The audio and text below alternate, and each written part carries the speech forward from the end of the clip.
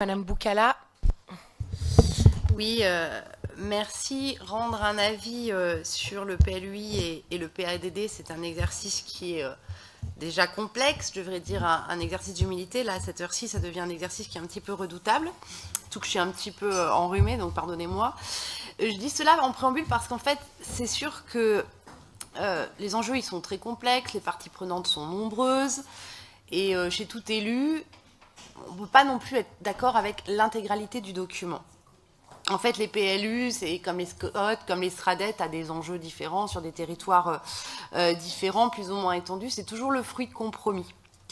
Et c'est ce compromis-là, dont j'ai envie de parler dans ce débat.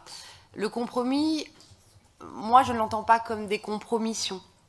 Le compromis, c'est quand un élu, il doit faire des concessions pour s'entendre avec les autres, pour trouver des équilibres entre les territoires, des équilibres entre les communes, des équilibres entre les priorités. Et en ça, ce compromis-là, c'est un acte politique majeur et je retrouve que c'est vraiment dommage qu'on aborde ce débat-là à plus de minuit. Mais ce qui peut être inquiétant dans les effets du compromis, c'est qu'au final, dans toutes les propositions et les orientations qui sont contenues dans ce document, on ne sait plus bien quelles sont les priorités. Le reproche en fait que l'on peut faire au final à ce type de document, c'est le cas de ce PADD là, mais ça peut être le cas de tous les PADD et tous les PLUI, c'est qu'en fait c'est un catalogue de bonnes intentions, c'est un catalogue de mesures, elles sont pertinentes, prises séparément, mais quand on les associe les unes et aux autres, eh ben, est-ce que réellement ça va pouvoir fonctionner? Et est-ce que réellement on va pouvoir concilier tout ça? Je vais prendre quelques exemples. D'abord le foncier. Évidemment, nous regrettons tous que les espaces agricoles de notre métropole fondent petit à petit. Et je pense que l'enjeu de la métropole, c'est effectivement de prendre toutes les mesures pour que ces espaces agricoles soient maintenus. Tout le monde sait que si on veut éviter les déplacements intempestifs, si on veut favoriser les circuits courts, si on veut mieux consommer, on doit aussi pouvoir préserver des espaces à proximité des consommateurs. Et si le document il se fixe effectivement l'objectif de protéger ces espaces agricoles, il se fixe aussi de développer les implantations d'entreprises et de produire pour cela une offre équilibrée, mais surtout suffisante en capacité d'accueil. Et quand on veut veiller à l'implantation de zones industrielles et économiques, et qu'en même temps on a des objectifs environnementaux, et ben c'est là où en fait la question elle va se poser. Et c'est là où on ne sait pas si ça sera réellement conciliable à long terme ou pas. Et c'est là où je reprendrai les propos de M. Magnier, que je remercie pour sa présentation au passage. C'est là où maintenant il va falloir faire ce qu'on a dit.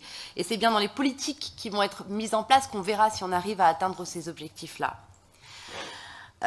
On le sait, on l'a vu sur le débat NERPIC qu'il y a eu à la métropole. Quand on évite de trop prioriser pour trouver effectivement ce compromis entre nous tous, et ben parfois ça crée des tensions, voire des conflits. Parce qu'on ne peut pas empêcher non plus des communes d'avoir des projets d'implantation, de vouloir créer de l'emploi, et on ne peut pas non plus mettre, je vais dire, à l'écart les enjeux qui ont été inscrits dans ce PADD.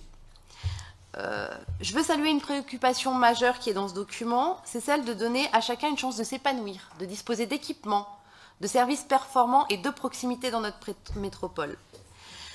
Le PLUI, il évoque, je le disais, la régulation du développement des grandes surfaces. Oui, nous sommes d'accord.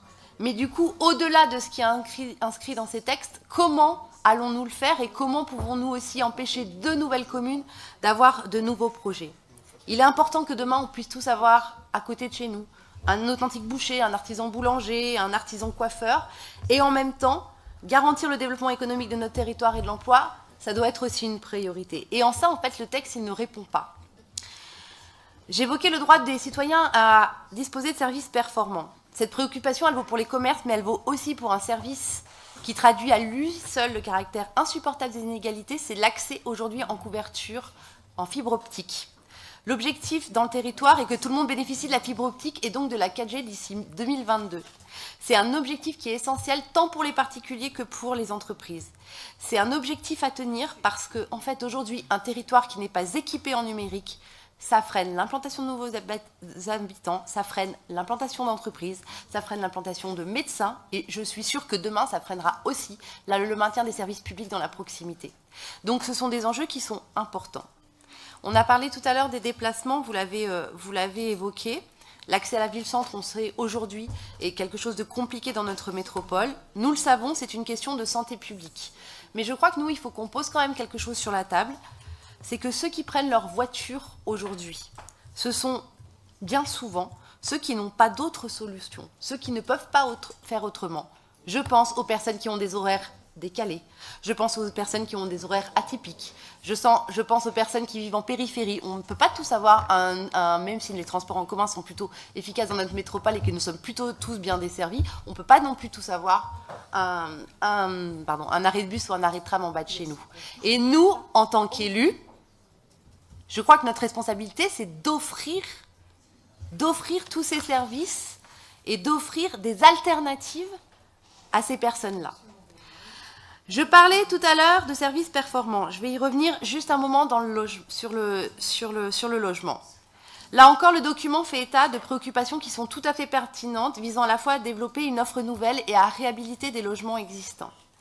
La question va rester, la métropole en aura-t-elle les moyens ? Parce que c'est vrai qu'il y a un acteur majeur en ce moment qui ne remplit absolument pas ses compétences en ce domaine-là, c'est bien l'État. L'objet du PLUI, je ne vais pas revenir, c'est pas forcément de vilipender l'État, mais moi j'aimerais que ce gouvernement il soit un peu plus jacobin en matière de renouvellement urbain et qu'il soit un peu moins jacobin quand il s'agit des finances des collectivités territoriales. Parce que là aujourd'hui, quand on vote notamment, quand on est obligé de voter ces phénomènes de contractualisation avec l'État, au final, c'est un vrai frein à la libre administration des collectivités territoriales. Je ne vais pas terminer sans évoquer quelque chose qui, forcément, pour moi, est important, c'est le partenariat qui a été évoqué avec les parcs naturels régionaux. Et pour moi, je trouve que c'est très important parce que ce sont des vrais modèles de développement économique, mais aussi qui associent le développement durable, la préservation de la faune, de la flore, de l'agriculture, de l'habitat. Et en ça, je pense qu'il est très intéressant que la métropole de Grenoble se renforce ses partenariats avec les parcs naturels régionaux. Même si je serais moins optimiste que M. Magnier, excusez-moi, sur le futur parc naturel régional de Beldonne, parce que je crois que malheureusement, au vu du nouvel exécutif de la région, nous n'y serons pas. Pour finir, je trouve quand même que, nous trouvons, que c'est une démarche dans le PLUI où vraiment la solidarité, elle transparaît. Et je pense qu'il va en fait nous appartenir à tous dans ces années à venir, malgré tous les obstacles que j'ai pu évoquer, que tout ce qui a été couché sur ce papier devienne une réalité. Merci.